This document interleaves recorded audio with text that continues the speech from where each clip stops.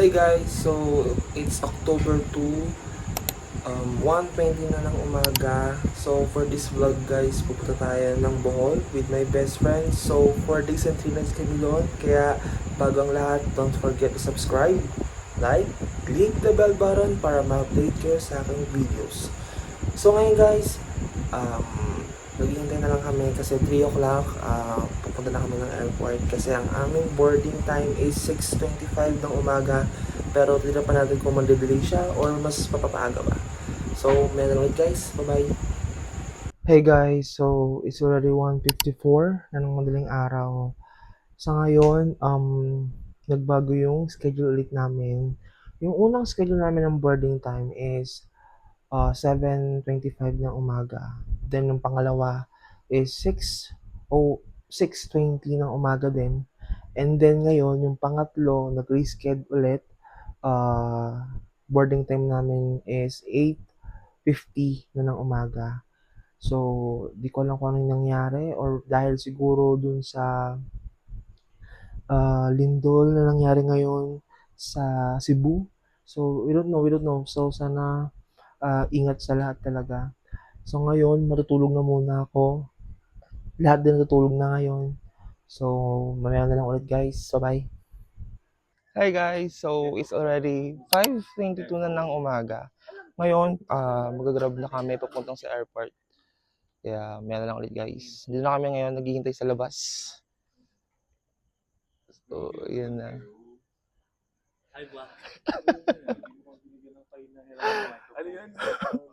So, mamaya na lang. Bye-bye.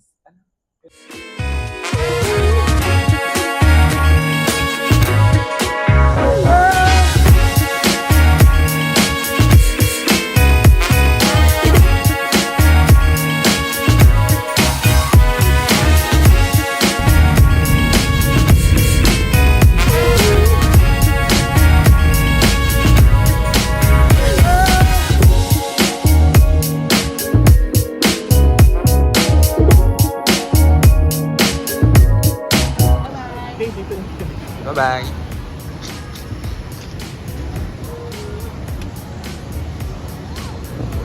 So guys, magbabag drop muna kami. Iba nandun na.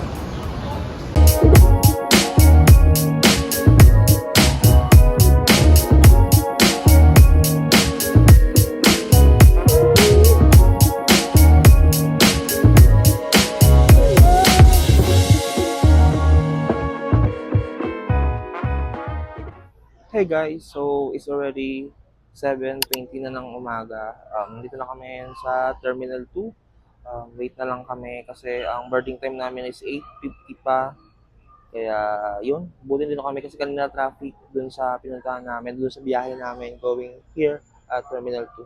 So guys, mamaya na lang, charge muna ako. Okay, bye-bye.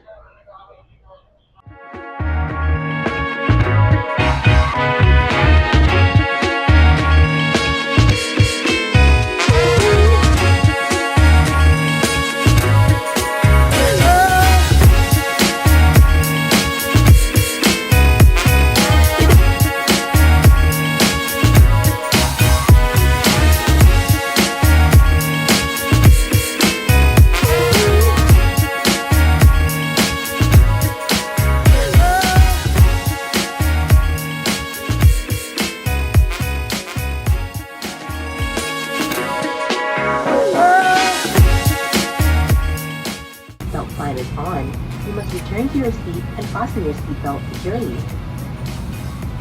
Should an oxygen mask like this drop from the compartment above your seat, immediately pull the mask firmly towards you. Place the mask over your nose and mouth with the headband tightly around your head and breathe normally.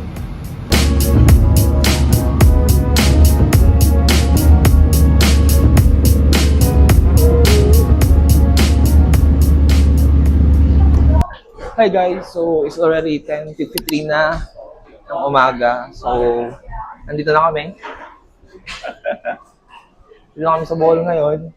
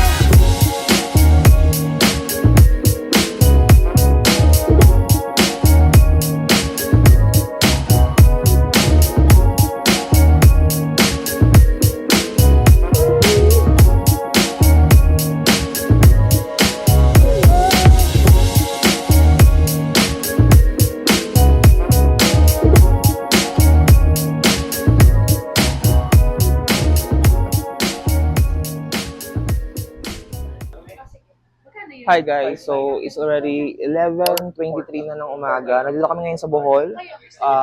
First stop namin, mag-samgyup muna kami kasi tanghali na rin guys. So kakain muna kami dito.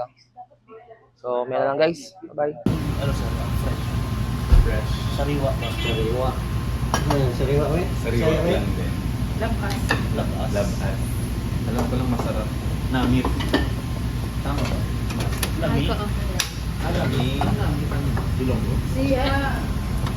Parang Ilonggo. Tama yan, sige. Kasi sa bahay namin kung Ilonggo. Bahala ka naman na parang. Sabihin yung Chef yung ganito. for today, Chef G. Pakita mo naman kami sa vlog mo. Mamaya may kukwento ako sa vlog mo. na tayo. Wala akong ibibigay ng microphone. Hoy, mag-ilo naman kayo kay ano. True identity.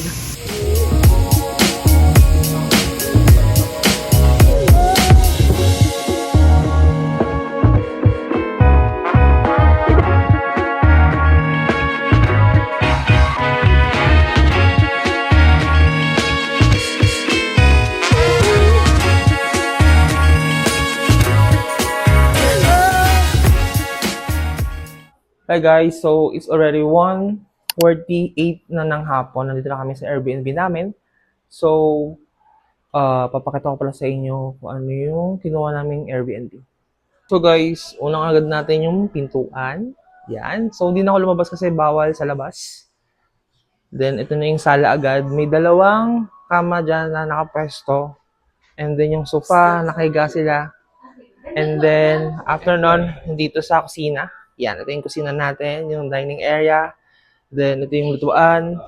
So, mamaya palang 4 o'clock, mag-grocery kami sa Island Mall. So, actually, ang laki ng aming Airbnb. Unexpected, guys.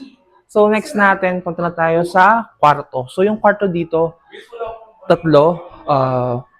Bedroom 1, 2, tapos yung master bedroom nila. So, unahin natin yung master bedroom. Yan. So, ito po yung master bedroom. So, lahat ng kwarto dito ay may sariling aircon. Yan. Siyempre, yung cabinet hindi mawawala. Yan yung salamin. Ang dumi ko, oh. Sa mga kinain namin kanina. And then, may sarili siyang banyo. Yan. So, next naman natin yung second na room. So, ito yan. Ito medyo maliit pero okay na to. At least may sarili, di ba? And then, syempre may aircon din. Tapos yung cabinet. Yan. So, kasya siya pang 2 tao. Next naman natin is yung pangatlong bedroom. So, ito yung pangatlong bedroom. Siyempre, meron din siyang aircon, then yung cabinet. Tsaka tingnan naman yung malaki yung ating kama. Kasi yung dalawa. Yun. Tapos, ito yung pangalawang banyo sa labas. Yan. So, kasi may nagumamit, kaya yun ang kakayanin. So guys, ito yung aming Airbnb. So mamaya 4 o'clock, pupunta kami ng Island Mall para mag-grocery at the same time. Mag-check na kung anong meron doon. Tapos dito na kami magdi-dinner sa bahay, magluluto na lang. Then tomorrow yung simula ng aming day tour, kaya mamaya na lang ulit. Bye-bye! Bye-bye!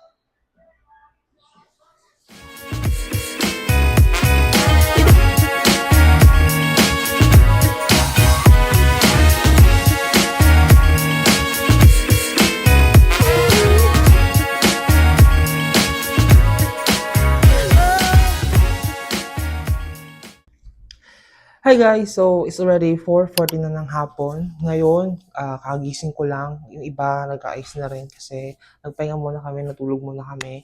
And then ngayon, pupunta muna kami ng Island Mall. Kumbaga, sa iba is SM, dito is tawag nila is Island Mall. So, bibili lang kami ng food namin para dito sa bahay. So, ang bala kasi namin, breakfast tsaka dinner dito magluluto or dito kami kakain.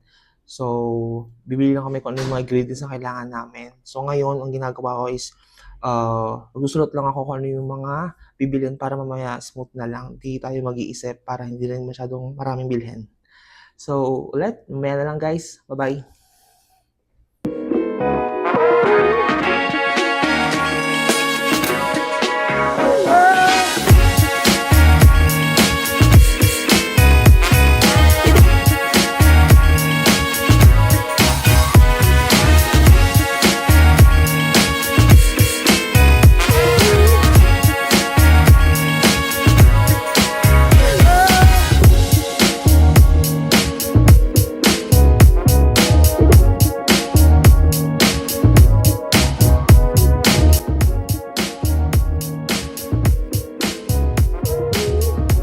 Ito.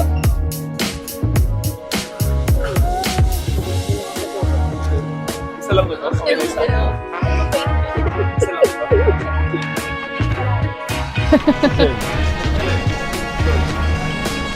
Just one, two. Okay, this is Angela's favorite. Yeah. It's G. Okay. What do you like? Which flavor? This one? Ano? Soft drinks. Soft drinks. Soft drinks. Ano may bibilin pa kayo? Ano? Ay, oo. Ah. Tapos sa tayo ka na. Yun. Gago. Mommy!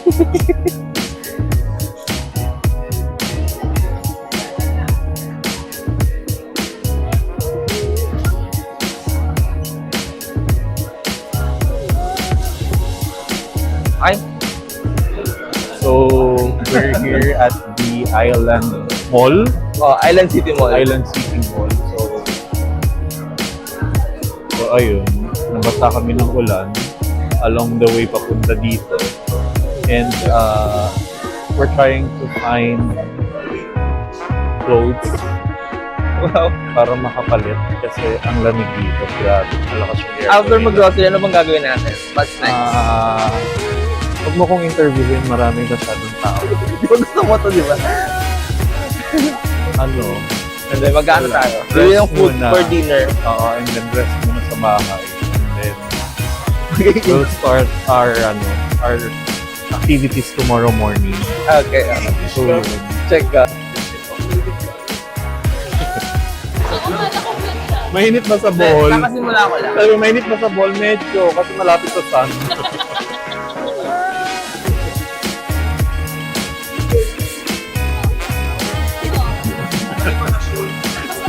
Sabi ni Arthur, yung lang, buti pa ito walang ticket, nakakapunta ko saan ba? Sa pollution sa Maynila, punta muna akong dapat. Ball,